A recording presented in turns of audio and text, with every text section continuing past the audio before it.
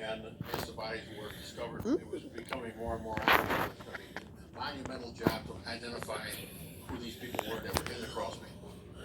The process of identification is slow. It's similar to an archaeological dig, where bones are tagged and cataloged.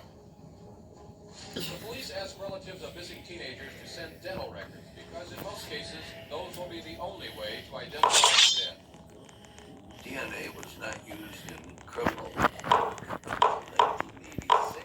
In 1978, one of the few ways to identify a person was the fingerprints available through the teeth.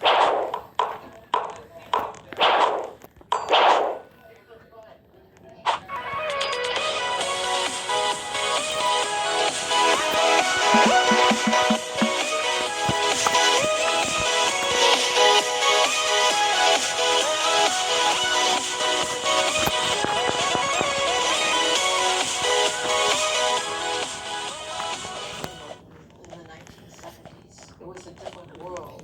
What is a homosexual? Is he or she a person who has simply chosen an alternate sexual life? Or a mentally sick person who, like any other, should be treated by whatever resources the psychiatric profession has?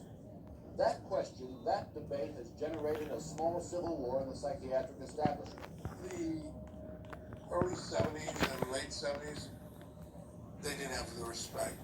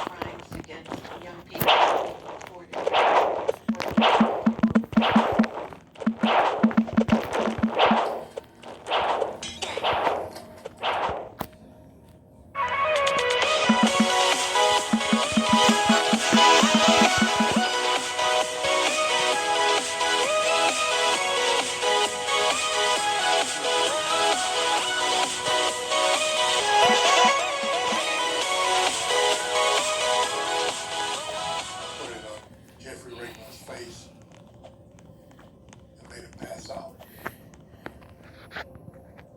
Gacy had him at the house.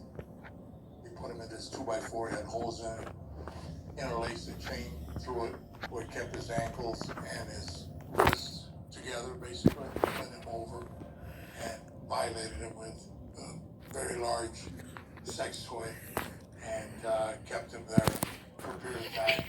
Found out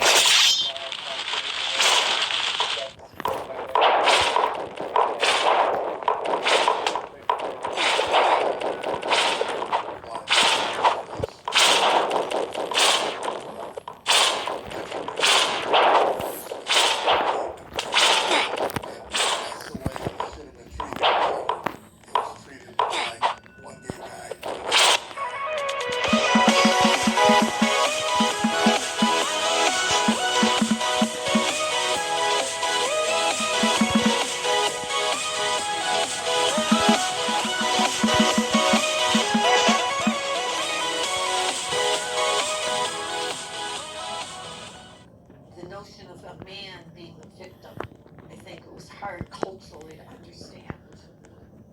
he did give him a brief description of Gacy, but with very little to go on, and, you know, frankly, I'm ashamed to say this to my fellow police officers, but they dropped the ball.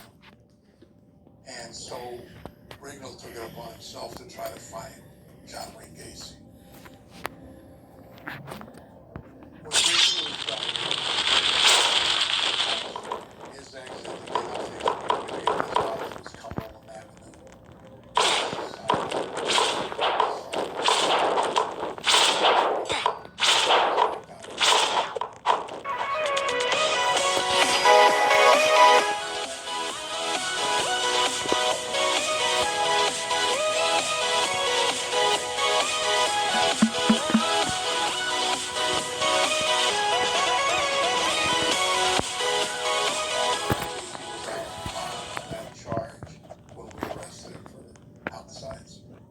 thankful that I woke up in the park instead of underneath his foundation.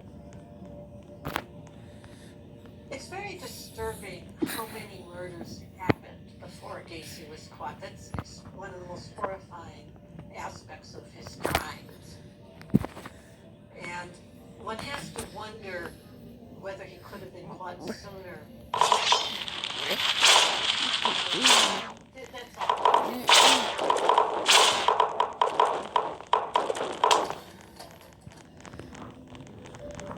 Bro, am I disconnected? Oh, I'm disconnected. Yep. And I am disconnected. Yep.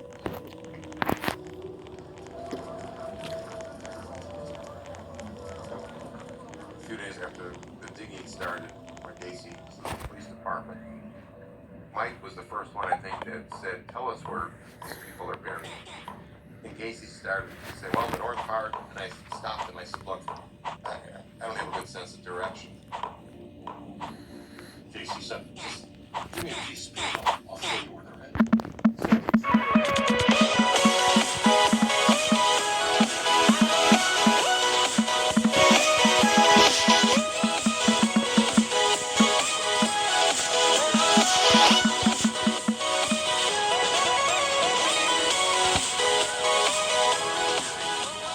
People in it. It was a bunch of rectangles and numbers and hash marks, things like that. Then he would proceed to go all the way around the crawl space area. After Gacy finished the diagram, he handed it back, and there were 20 plus bodies, high 20s. And then he told us that somewhere in the spring to early summer of 1978, it was all out of real estate in the crawl space.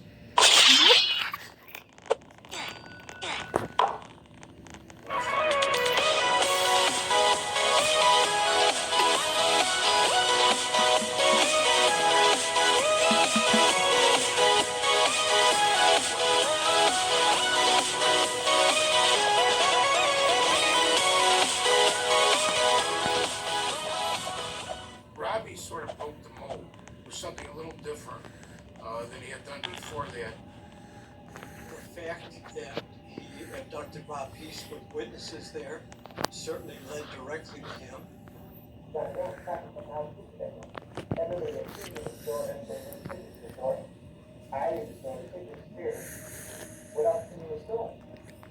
There's no doubt he was getting sloppy toward the end, but he sure did.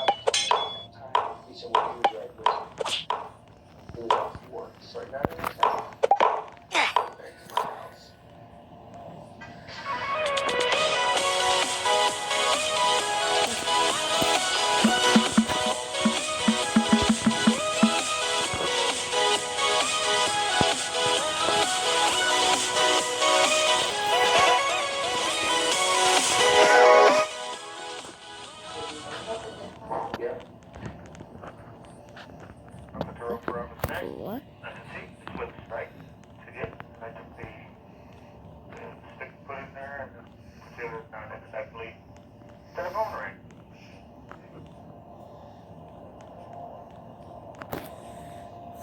Gacy, we went to answer the phone. Then we got off the phone.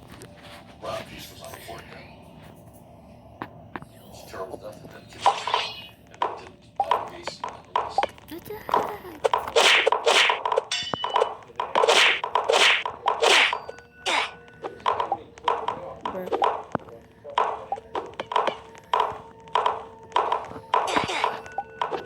The next day, the police came to the door, trying to get Gacy.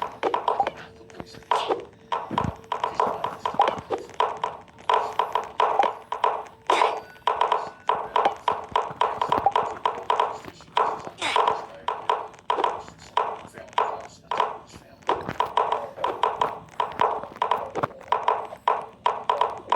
You're dead.